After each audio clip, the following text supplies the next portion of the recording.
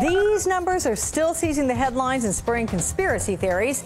The jobless rate down to 7.8%. It is the lowest since the president took office. Total employment increased 873,000. That's the biggest jump in the monthly number since June 1983. Both candidates weighed in on the numbers. Let's take a listen. On Friday, we learned that the unemployment rate is now at its lowest level since I took office. More Americans are entering the workforce. More Americans are getting jobs.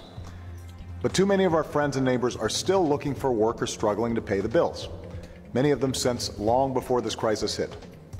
We owe it to them to keep moving forward. We've come too far to turn back now. You realize if the number of people in America, the participation of our adults in the workforce were the same as at the time he got elected, why our unemployment rate would be about 11%. People in this country are having a hard time finding a job. People in this country are having a hard time making ends meet, even if they do have a job.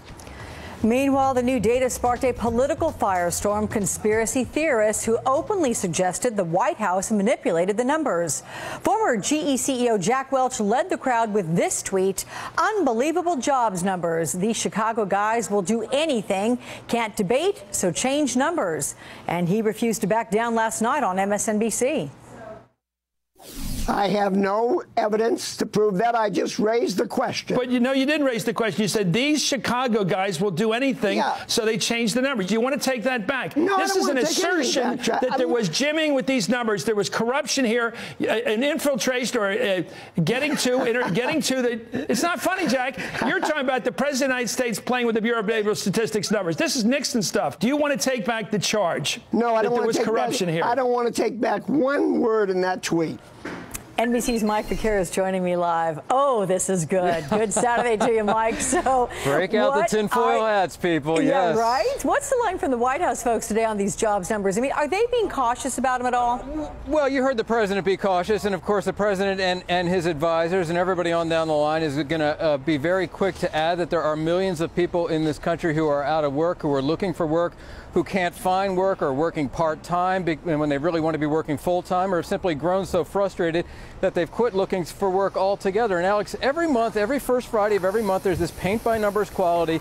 The White House tries to tout the positive but not go overboard because these numbers go up and down. But here we have just one more of these reports before Election Day, and I think the president was a little bit out further over the ski tips than he has been in past months as these reports come down the line. It was a dramatic drop, relatively speaking, to all these others, 0.3%. That's a lot. Households reported a lot of new jobs as far as that side of the equation is concerned. So the White House obviously very pleased, but there is an element of being cautious when the president reacted to it. No question about it. Yeah. Let's play a little more from Jack Welch's appearance on Hardball last night. Okay. Take a listen with me.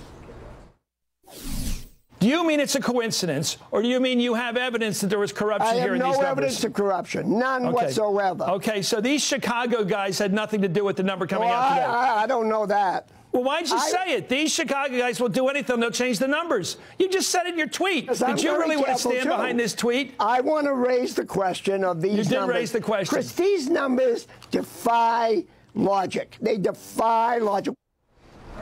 What's the White House doing with this, Mike? Are they staying away from it?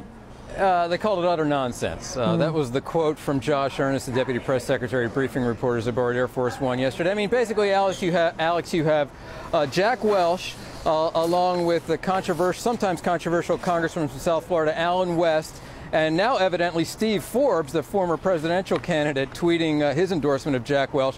Them against almost everybody else in this town. A former economist here, you've had him on the air, Jared Bernstein, said Jack Welch ought to be ashamed of himself. But a former Republican White House official in the Bush administration, Douglas Holtz-Eakin, also endorsed the integrity of those people who put these numbers together at the Bureau of Labor Statistics. So Jack Welch and a couple other people out on an island on this one, really an inflammatory attack with no evidence to back it up. Okay, Mike Vaquer at the White House. Thank you so much.